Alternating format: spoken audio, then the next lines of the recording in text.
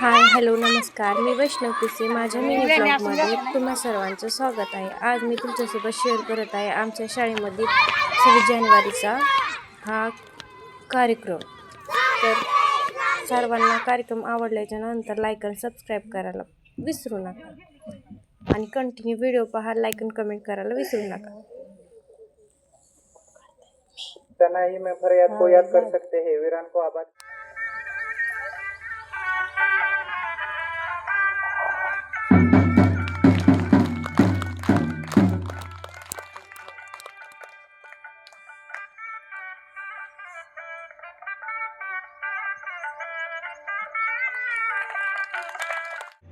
Six, seven, eight, 7, 6, 5, 4, 3, 2, 1. प्रकार दूसरा. 1, 4, 5, 6, 7, 8, 7, 6, 5, 4, 3, 2. प्रकार पहिला. 1, 2, 3, 4, 5, 6, 7, 8, 7, 6, 5, 4, 3, 2, 1. प्रकार दूसरा. 1, 2, 3, 4, 5, 3. Relax.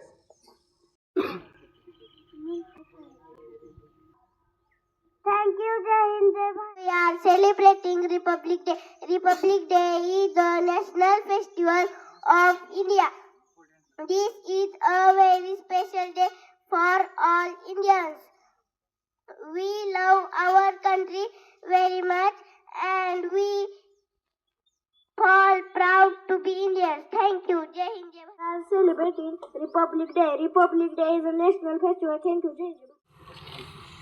Good morning, everyone. Respected principal, teachers, parents, and all my dear friends. My name is Shreya Ashok Gazre. I wish you all a very happy Republic Day. Republic Day is a national festival of India. Thank you, Jai Hind, Jai Bharat. Principal, teacher, parents, all my dear friends. My name is Shura Sunil Maradeshu. My school name is Nandip English Medium School. I am in 5th class. My class teacher name is Adas. Today is 26 January. Independence Day is a national festival in our country. Thank you, Jai Hind, Jai Bharat. Teachers, sir, and all my dear friends. My name is Sankalpa. Today is 26 January, Republic Day. Republic Day is national festival. Thank you. Tanmay आहे. आज 26 जानेवारी आहे. 26 जानेवारी म्हणजे प्रजासत्ताक दिन. प्रजासत्ताक दिन म्हणजे आपल्या भारताला 1950 ला संविधान लागू झाले. जय हिंद, जय भारत. जय नाव सागर थोरा. आज 26 जानेवारी आहे. आपला प्रजासत्ताक दिन आहे. तुम्हा सर्वांना प्रजासत्ताक दिनाच्या खूप खूप शुभेच्छा. 26 जानेवारी 1950 रोजी आपले संविधान लागू झाले. डॉक्टर बाबासाहेब आंबेडकर हे भारतीय संविधानाचे शिल्पकार आहेत. Thank you. जय हिंद, जय भारत. द्वंद्वातीतं गगनसदृशं विमलमच्छलं तत्त्वमच्छादिलक्ष्यं. त्या गुरुगीतेतल्या म्हणीप्रमाणे, सुविचाराप्रमाणे, वाक्याप्रमाणे आज ह्या शुभ प्रसंगी मंगलमय अशा वातावरणामध्ये संपूर्ण भारत देशामध्ये आज हा प्रजासत्ताक दिन साजरा केला जातो. आपला देश स्वतंत्र झाला 1947ला 15 ऑगस्ट 1947ला. त्यानंतर देश कसा चालवायचा, देशाची संहिता कशी असावी, आचारसंहिता कशी असावी, त्याच्यासाठी जी घटना लिहिली, त्या घटनेनंतर त्या घटनेच्या दिवसाच्या शुभारंभाला प्रजासत्ताक दिन असं म्हणतात. आणि प्रजासत्ताक दिनानिमित्त आपल्या देशातला नागरिक कसा असावा, सुजाण आणि समृद्ध. आज आपण संपूर्ण जगामध्ये परिस्थिती काय पाहतोय. जगात डॉक्टर कलाम यांनी सांगितलं होतं आपल्याला 10 वर्षापूर्वी की भारत देश हा जगात महासत्ता बनणार आहे. खरं तर आपल्या देशातील तरुण पिढी आणि त्या काळचे बालक, आज जे तरुण झालेत, आजचे बालक उद्या तरुण होणार आहेत, हेच आपले देश घडवतात. मग आपण पाहिलं तर बघा, त्या छोट्या छोट्या मुलांना किती आत्मविश्वास, कॉन्फिडन्स तयार होतो की हा कॉन्फिडन्स कुणी देत असतो तर आपल्या शाळेमध्ये आणि आपल्या आई वडिलांनी. परंतु सगळेच आई वडील आपल्या मुलांना कॉन्फिडन्स देऊ शकतात असं नाही. परंतु ते काम आपल्या शाळेने करायचं आहे, आपल्या शिक्षकांनी करायचं आहे. एकदा जर आत्मविश्वास मोठा आणि महान झाला तर आपण कुठलीही शक्ती त्याला या जगातून रोखू शकत नाही.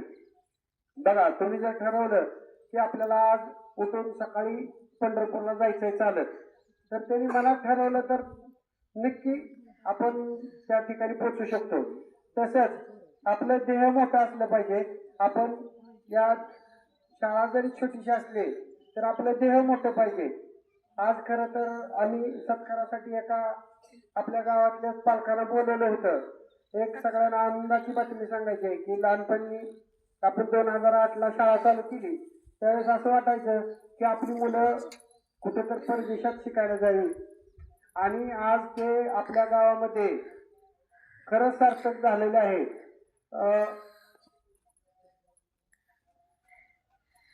संग्राम रामचंद्र जाधव, मुक्काम पोस्ट बोंडले, हा मागच्याच आठवड्यामध्ये आपल्या अमेरिकेमध्ये डॉक्टर होण्यासाठी गेलेला आहे. त्याला तिथं ऍडमिशन मिळालेलं आहे. ही सगळ्यांनी टाळ्या वाजवून त्याचं स्वागत करायचं आहे. खरं तर त्या पालकांचा आज आम्ही इथं सत्कार ठेवला होता, पण काही अपरिहार्य कारणामुळे त्यांना इथं येता आलं नाही. तर त्यांचा दुसरा मुलगा या ठिकाणी कृषी अधिकारी म्हणून, तालुका अधिकारी MPSC ची परीक्षा पास झालेला आहे. म्हणून एक आदर्श पालक म्हणून त्यांचा आज आपण या ठिकाणी सन्मान ठेवलेला होता, परंतु त्यांना इथे येता आलं नाही. त्याबद्दल परत आपण त्याचा आपल्या स्नेह संमेलनानिमित्त त्या ठिकाणी आपण त्याचा सन्मान घेणार आहोत. तर आपलं स्वप्न या मुलांनी पूर्ण केलेलं आहे. आता बरीच मुलं, 3 मुलं परदेशात फिरून आलेली आहेत त्या शाळेतली. तर अशा प्रकारे जे स्वप्न होतं ते स्वप्न आपलं पूर्ती व्हायला लागलेलं आहे. आणि इथं सुद्धा बसणारी जी मुलं आहेत ना, ही 100% गॅरंटी देतो.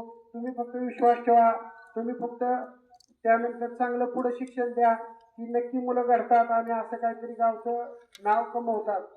आता इथंच आपल्या इथं एक ऋतुजा रणखांबे, ही सुद्धा 2 वेळा परदेश करून आलेली आहे. परत क्षितिज पवार आणि अजून एक विद्यार्थी, असे 3 विद्यार्थी. अगदी आपल्याला एसटीत बसायचं माहिती नसतं, परंतु ते विमानाचं तिकीट कसं काढायचं, परदेशात कसं जायचं, सगळं फिरायचं कसं, हे त्यांनी अनुभवलं. म्हणजे कितव्या वर्षी, 12, 5, 17, 18 वर्षी, 18 वर्ष पूर्ण झाले का त्यांना पहिल्यांदा तर 1 वर्षपर्यंत परदेशात परमिशन मिळत नव्हतं जायचं, परंतु त्यांनी स्वतः परमिशन मिळवून. तसं तुम्ही सगळ्यांनी ठरवायचं आहे, आपल्याला आपला देश सोडून बाहेरचा देश बी एकदा पाहायचा आहे, एकदा बघायचा आहे.